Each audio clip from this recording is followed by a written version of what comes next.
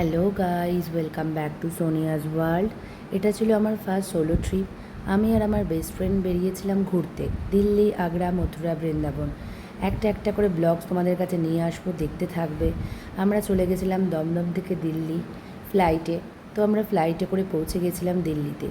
দিল্লি নামার পর প্রথম দিন আমরা গেছিলাম দিল্লির সমস্ত মেন জায়গাগুলো ঘুরতে।